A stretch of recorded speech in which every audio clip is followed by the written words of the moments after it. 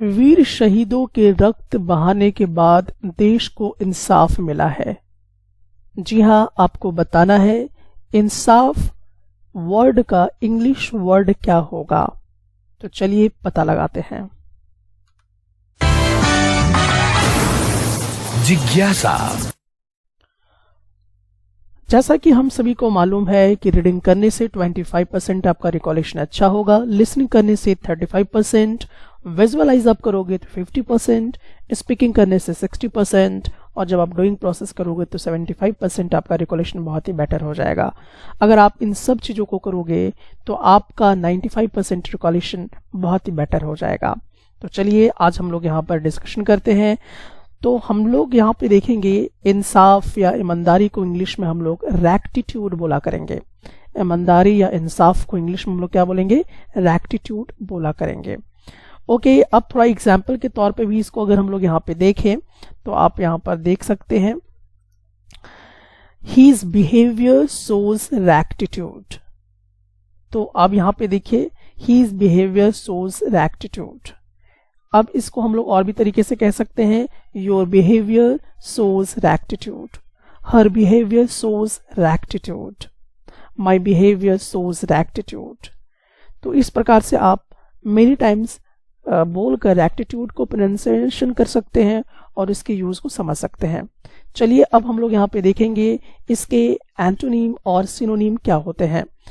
तो अगर हम लोग देखें रैक्टिट्यूड का सिनोनीम तो होता है uprightness, integrity, honesty, justice, virtue. और इसी रैक्टिट्यूड का अगर एंटोनीम देखें मतलब कि अपोजिट वर्ड्स तो वो होगा dishonesty, immorality, badness, corruption, disgrace. So अब हम लोग देखेंगे कि इसी से जुड़ा हुआ और किस किस तरह के शब्द बन सकते हैं।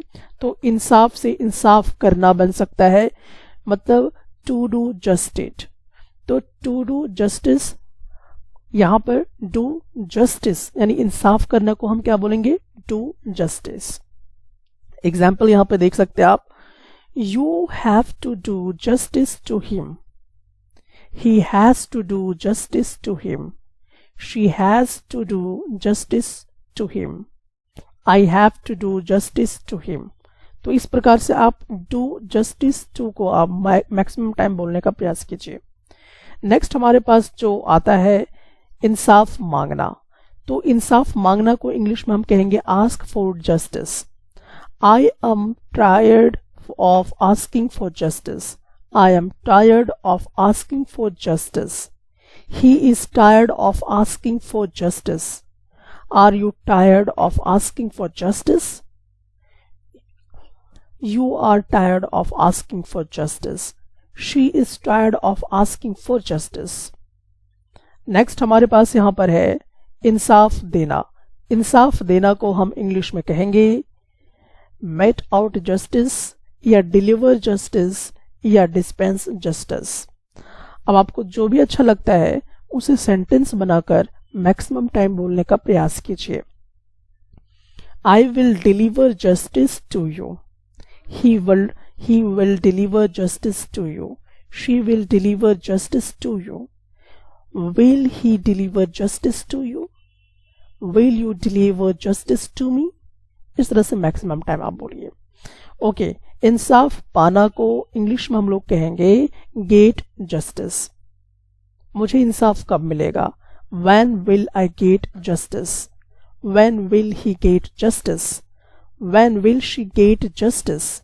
When will you get justice? I will not get justice. He will not get justice. She will not get justice.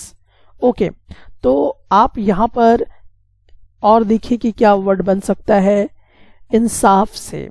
Justly या फेयरली हम इसको बोलेंगे द जज gave his decision justly.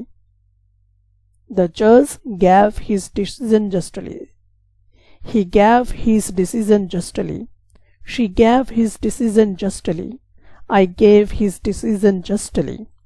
Okay, सो आपने यहाँ पे पूरी तरह से ये देख लिया है कि ईमानदारी या इंसाफ को इंग्लिश में हम रेक्टिट्यूड बोलेंगे, जिसका आपने एंटोनिम और सिनोनिम भी देख लिया है।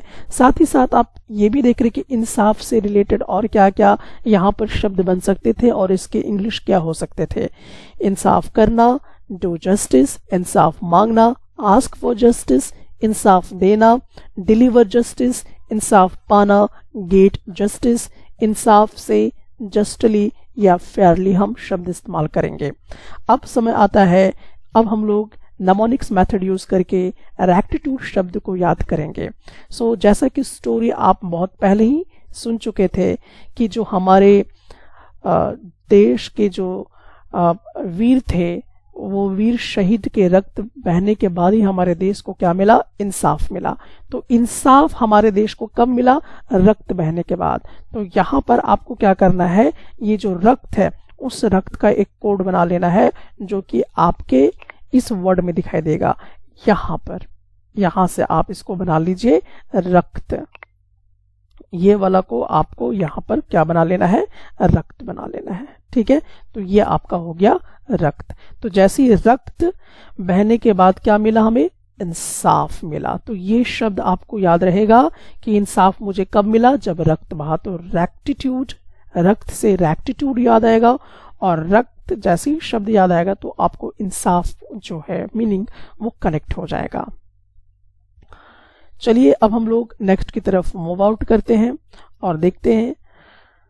तो जैसा कि आप सभी को मालूम है कि जो ह्यूमन ब्रेन होता है, हर ह्यूमन ब्रेन में लगभग 1 मिलियन ब्रेन सेल्स पाए जाते हैं। सो इससे आप ये पता लगा सकते हैं कि आपकी ब्रेन कैपेसिटी कितनी ज्यादा है।